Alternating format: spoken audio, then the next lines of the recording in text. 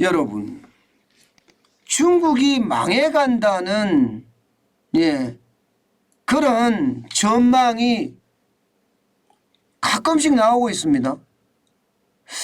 저는 이것을 보면서 설득력이 있는 것인지 아주 지독하게 검증을 해봤습니다. 그런데 그 내용을 보면요, 점점 설득력이 커지는 것 같아요. 쉽게 말하면 중국 경제가 피크에 왔다는 거예요. 피크에 왔다. 이제는 피크 아웃, 내려갈 일만 남았다, 이런 얘기가 나오는 겁니다. 그 세 가지 이유가 있다고 제가 말씀을 드렸는데, 세 가지 이유 중에 가장 첫 번째는 뭘까요? 첫 번째는 바로 이겁니다. 인구. 2022년 중국 인구 감소수입니다. 85만 명이 줄어들었습니다. 이것은 여러분, 중국 역사상 전쟁이 일어나지 않고 말입니다, 인구가 이렇게 줄어들었다는 것은 전에 없던 일입니다. 61년 만에 처음으로 줄었다, 이렇게 이야기합니다. 처음으로 61년 만에. 인구가 준다는 것은요, 서방 전문가들이 중국 세태론이 시작이 됐다, 이렇게 이야기하기 시작한 거예요. 실제로도 말입니다, 중국의 인구가 굉장히 빠른 속도로 줄고 있습니다. 이 그래프를 보면 말입니다, 미국의 인구는요, 출생인구가 계속 일정하게 일어나고 있습니다. 미국은요. 반면에 중국은 출생인구가 계속해서 떨어지고 있습니다. 2056년이 되면 미국의 출생인구가 훨씬 더 많아질 거다, 이렇게 예상을 하고 있어요. 물론 인도도 떨어지기는 하지만 이게 중국의 떨어지는 속도가 굉장히 빠르다는 겁니다. 그만큼 말입니다, 인구가 많이 빠지면 그만큼 심각한 생각이 되는 거고요. 지금 이대로라면요, 2042년이 되면요, 중국의 13억 인구고 14억, 15억까지도 이야기하는데요, 이게 떨어져서 13억 이하로 떨어질 거다, 이렇게 예상하고요. 2069년이 되면 10억 명 선도 무너질 거다, 이런 예상을 합니다. 10억 명 정도. 반대로 인도 인구는 지금 중국을 추월한다 하는 이야기까지 나올 정도니까, 이게 인구가 줄면 그만큼 내수시장이 적어지고요, 노동인구가 많이 줄어드니까 경제 성장에도 한계가 있다, 이런 얘기가 되는 거거든요. 반대로 미국은 안 줍니다. 안 줄어요. 계속해서 늘어납니다.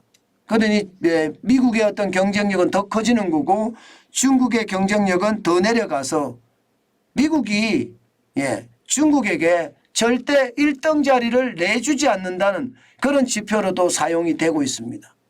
게다가 말입니다, 두 번째 이유는요, 경제 성장률이 둔화되고 있다. 실제로 나타나고 있는 겁니다. 작년에 경제 성장률이 3.0이었잖아요. 올해 중국 정부는 5.0% 성장을 한다고 했지만 IMF는 5.2%로 예상을 했습니다. 5.2%. 쉽게 말하면 중국 정부의 예상보다 국제통화기금 IMF는 성장률이 더 좋을 거라고 예상을 했지요. 그렇지만 여러분, 이게 중국의 성장률은 앞으로 떨어질 거라고 보는 거예요. 올해는 5.2%지만 내년에는 4.5%로 떨어지고요. 2027년에는 3%까지 떨어져서 3%대까지 떨어져서 3.8%가 떨어지고요.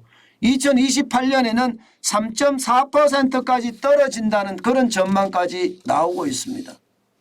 이것은 어찌 보면 말입니다, 인구가 줄어드니까 그에 따라서 노동인구가 줄어드니 결국 말입니다, 중국의 성장률은 이제 한계점에 다다랐다, 이렇게 이야기하는 거 바로 이유입니다. 게다가 세 번째 이유는요, 여러분 보시다시피 부가가치 향상이 쉽지 않다는 거예요. 당장 말입니다, 노동인구가 줄어드는 것도 문제예요. 2015년에 8억 91만 명의 노동인구가 2021년에는 7억 24만 명의 노동인구로 확 줄어듭니다. 이렇게 되면 여러분 노동의 생산성이 어떻게 될까요? 노동의 생산성이 좋아지기가 쉽지 않습니다. 게다가 중국 정부는 공동부유론을 내세워서 잘 나가는 민간기업까지도 국유화한다고 하거든요. 국유화했을 때 여러분 괜찮을까요? 제가 늘 말씀드리는 거 있잖아요. 정치가 경제를 덮어서는 안 된다. 정치가 경제를 덮었을 때 시장은 실패하는 원인이 된다. 그 말씀을 제가 많이 드렸는데 지금 중국이 딱 그 짝입니다. 게다가 말입니다. 게다가 이게 국유화가 실현이 됐을 때 생산성은 더 떨어지면 떨어졌지 올라가지는 않을 거예요. 공동부유라고 하잖아요. 공동부유. 이게 쉽게 말하면 나눈다는 이야기인데 일을 열심히 하는 사람이나 일을 열심히 하지 않는 사람이나 똑같이 배분한다는 공산주의적 사고 논리가 여기에서 작동이 된다면요. 생산성 향상은 요원하기만 할 겁니다. 게다가 말입니다. 그러면 첨단 기술로 좀 발전을 해야 되거든요. 첨단 기술이라는 게 지금 현재는 반도체잖아요.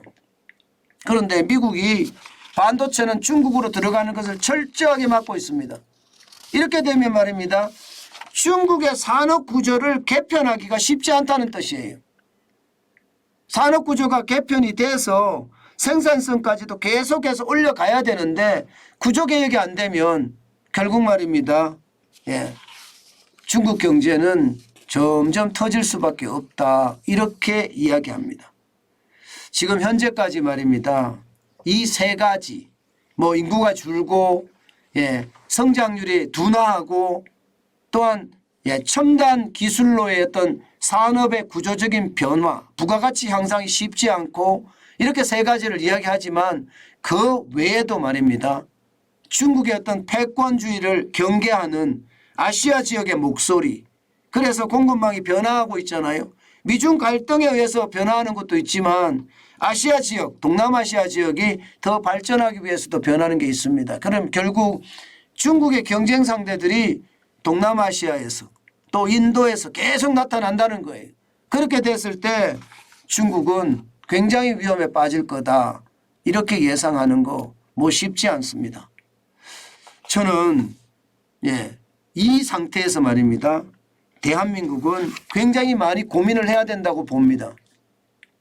지금 우리 경제가 중국에 얽매여 있는 비중이 굉장히 높잖아요. 수출만 하더라도 거의 홍콩의 우회 수출까지 따지면 30%에 육박하잖아요. 중국의 성장 피크론이 계속 이렇게 나온다는 것은 앞으로 중국의 성장이 예전만 못하다는 이야기가 되는 겁니다. 사실 리오프닝을 해서 중국이 경제활동을 재개를 했습니다. 그런데 우리에게 그렇게 효과가 있나요? 지금 현재까지는 그렇게 큰 효과가 없습니다. 물론 앞으로 좋아질 거예요. 물론 앞으로 좋아질 겁니다. 그러나 지금 당장은 아니잖아요. 그런 것을 보면 말입니다. 우리는 이게 경제를 다각화시키는 것 굉장히 필요하다고 봅니다. 수출선의 다각화. 현대자동차가 실제로 이룬 사실이 있잖아요. 그죠? 현대자동차는요. 중국에서 판매율이 진짜 많이 찌그러졌어도 전 세계에서 판매율이 늘어나서 684만 대를 생산을 했고요. 세계 3위를 지금 기록하고 있습니다.